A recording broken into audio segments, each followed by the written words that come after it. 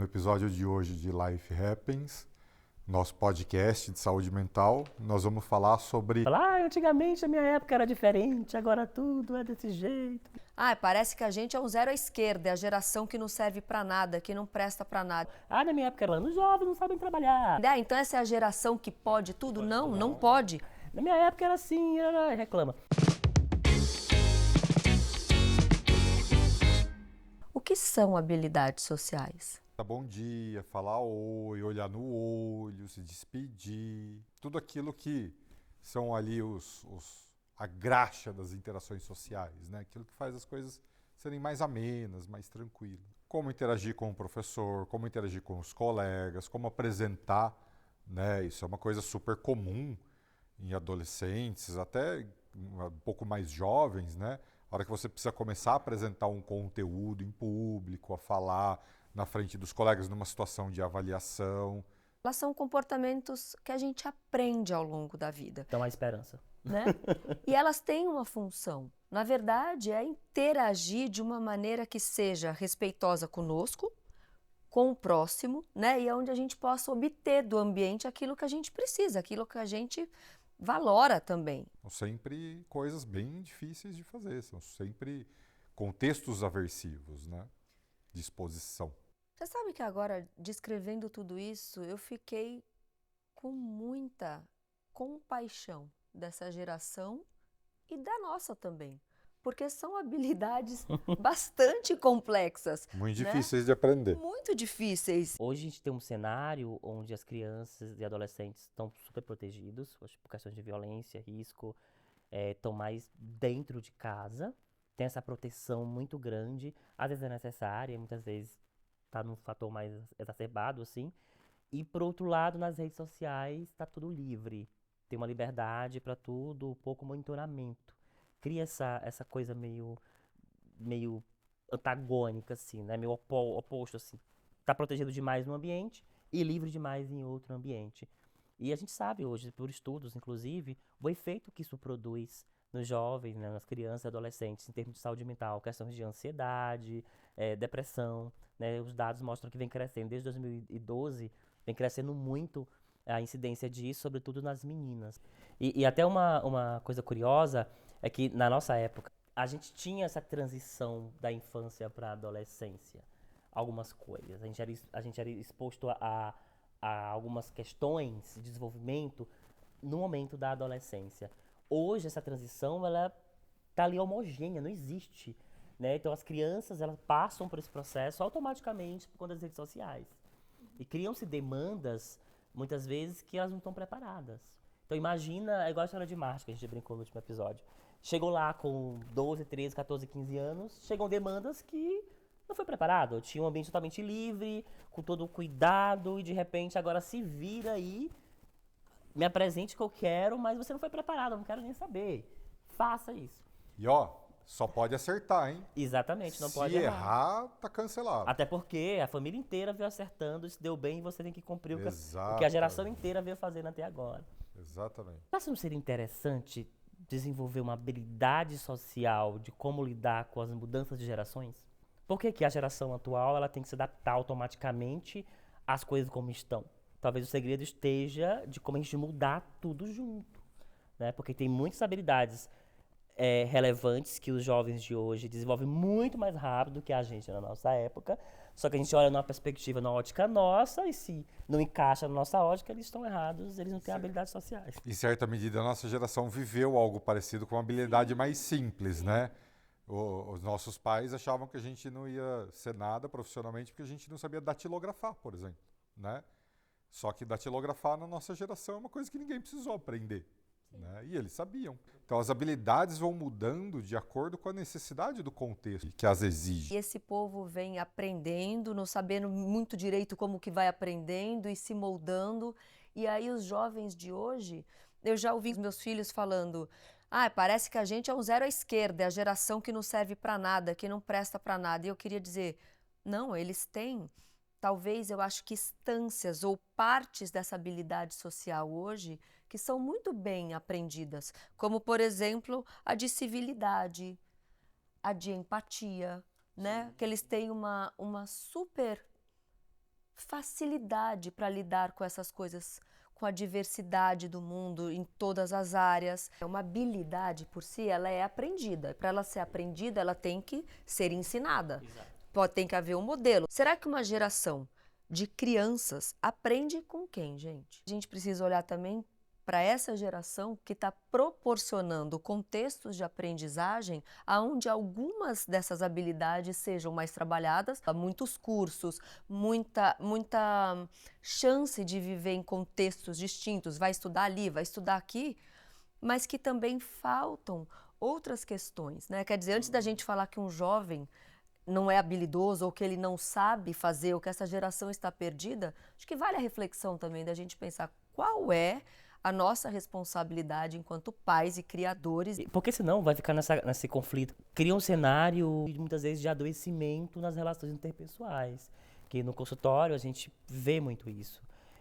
Muitas vezes os adolescentes, as crianças vão para a terapia e, em geral, eles vão de maneira arbitrária. É muito difícil ter um adolescente, uma criança que fala: pai, mãe, quero ir para terapia. Eu tive um caso só. Até assim. Existe, mas é exceção. É muita exceção. É Tive um exceção. caso assim que chegou que a pessoa pediu. Eu vi isso, estudei, fui atrás no Google e eu acho que eu preciso de terapia. E aí vem muito naquela perspectiva de eu levo para terapia porque eu quero consertar um problema. Eu quero que meu filho ou minha filha se ajuste a esse conceito. E aí eu acho que vai entrar muito nessa questão, porque na minha época era assim. E ele não tá fazendo como eu gostaria que ele fizesse. Perfeito. Ele não tá respeitando pai e mãe dessa jeito, de maneira X. E eu vim aqui para dar um jeito nele. Né? Então há esse conflito geracional aí e a perspectiva de vou consertar. Né? E sendo que, às vezes, a gente, não é às vezes, é muito frequente, a gente consegue identificar ali muitas habilidades relevantes que não estão sendo vistas. E que, não, inclusive, não estão sendo postas como oportunidade para desenvolver outras habilidades sociais. Que, inclusive, vai resolver aquele conflito ali na família. Aquela questão ali interpessoal na família. Os jovens, às vezes eu percebo que eles precisam que nós, sejam pais, sejam cuidadores, ou enfim, alguém que seja relevante, possa trocar com eles de uma maneira mais clara. Talvez falte na nossa assertividade. Tem uma historinha que eu gosto, que é uma historinha muito ali basicona, né, de sala de aula, mas que ela ilustra bem como esse canal de comunicação é fechado, né, que é a historinha da prova, né. O seu filho foi lá, né, andou de bicicleta, brincou com os amigos, jogou videogame, ficou na internet, ficou nas redes sociais, fez um monte de coisa e não estudou para a prova, né. Aí ele foi lá e fez a prova. Aí passaram-se alguns dias, ele recebeu a nota dessa prova, ele tirou 0 nessa prova. E aí ele enfrentou aquele medo, aquela ansiedade, tudo, e trouxe a prova para casa e mostrou para os pais. A hora que ele mostra o 0 para os pais vão lá e brigam com ele porque ele tirou 0. Todo mundo já passou por uma situação muito parecida de um lado ou de outro na vida. Eu não tirei 0 na minha prova. A hora que você... Nunca tirei 0. A hora que você briga com essa criança e com esse adolescente que está vindo te contar que tirou 0 na prova, você está punindo o quê? Exatamente. Né? Você está punindo uma habilidade social. Você não está efetivamente punindo que ele não estudou, que ele foi negligente ou qualquer coisa. Você está punindo ele contar para você que ele tirou 0. Você está punindo talvez aí uma habilidade social de enfrentamento ou algum tipo de resolução de problema e por aí vai. Né? Ou a ideia nesse momento é ouvir ele, tudo bem, não tem problema, você tirou 0 agora. Né? Nas próximas todas as oportunidades que ele tiver para estudar, que ele está escolhendo sair com os amigos, andar de bicicleta, jogar videogame, ficar nas redes sociais e por aí vai, é onde você tem que intervir para não, você vai precisar estudar agora, porque daqui a pouco você vai ter outra prova para você não tirar 0 de novo. Ou até mesmo ali na hora de comunicar o 0, né? Que oportunidade existe ali para você desenvolver Sim. algo, uma habilidade, seja social ou não, importante para aquela criança, aquele adolescente. E aqui fica uma coisa muito sensível e muito importante, que é quando a gente entende que a gente tem que aceitar tudo quando a gente acolhe uma habilidade e a gente modela uma outra questão, que é nesse caso, né? Então eu acolho a habilidade de você falar para mim a verdade e eu vou, apesar da sua habilidade legal, essa é reforçada, mas quando disser respeito a você estudar, você sair, eu vou sim impor e não vou falar que está tudo bem. Colocar o limite, né? Colocar o limite. Aí também é a habilidade social do pai e do É cuidador. Acho que é uma geração onde os pais cuidadores responsáveis também precisam olhar para questões muito importantes que antes a gente não conhecia, que não era difundido pela ciência, pela educação, né? Olhar para isso como oportunidade de desenvolver, porque muitas vezes era deixado como que se essas habilidades elas aparecessem do nada, pela biogênese, assim, né? Que só naturalmente na existência as crianças e adolescentes fossem desenvolvendo ali na vida aquelas habilidades. E não. E pela cultura muito punitiva, antigamente, havia uma supressão das coisas que não eram bem desejáveis, assim, né? Mas não se valorizava tanto o que precisava se desenvolver. E hoje, como a gente mudou a cultura, isso é muito positivo, né?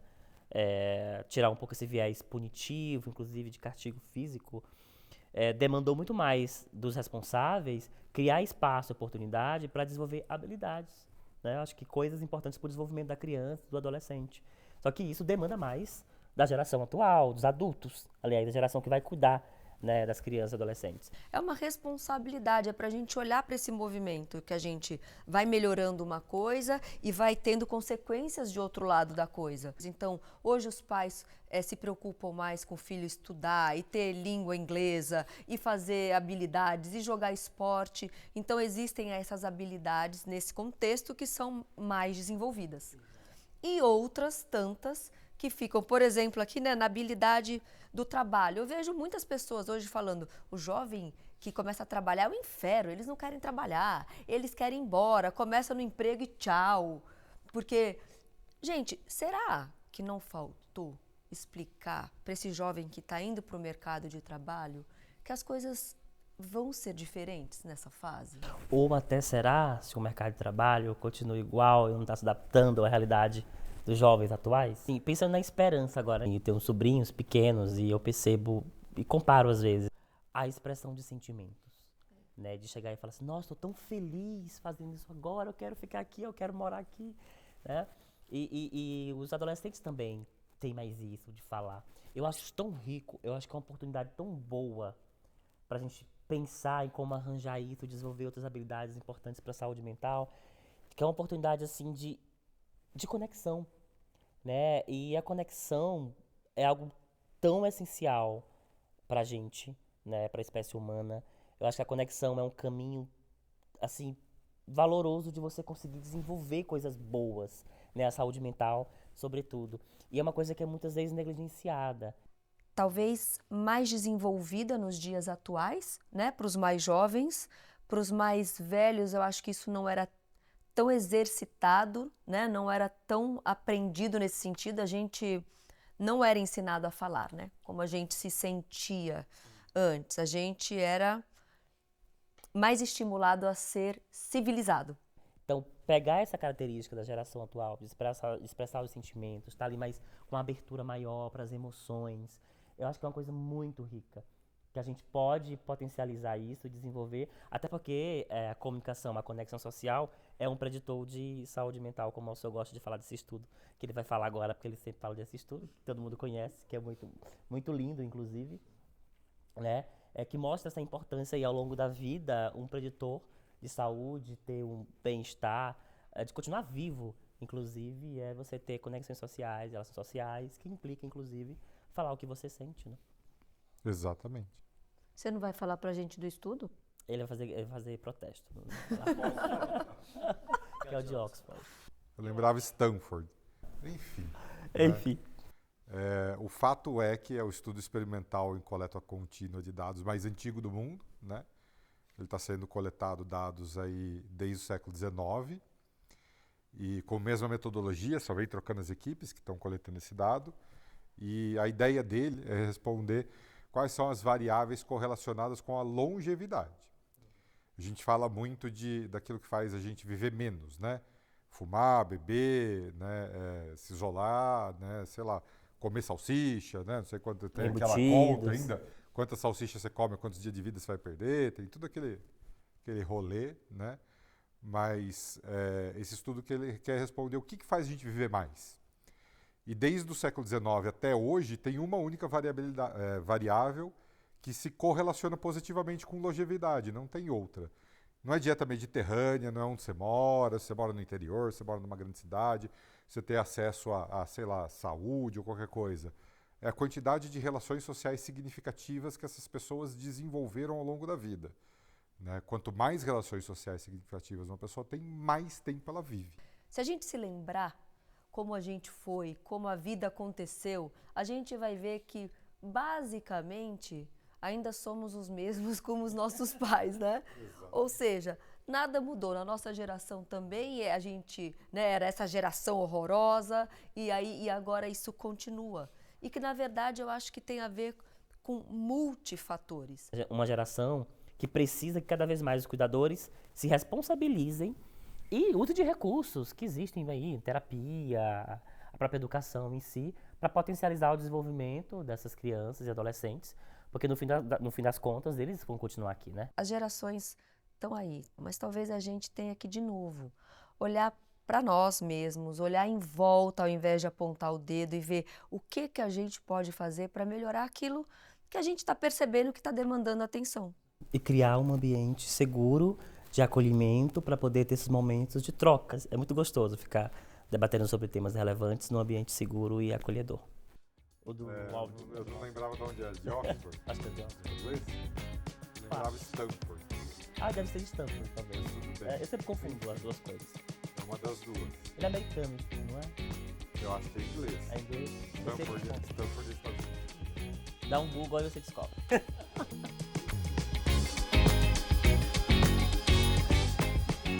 Pessoal, um recado aqui depois da gravação.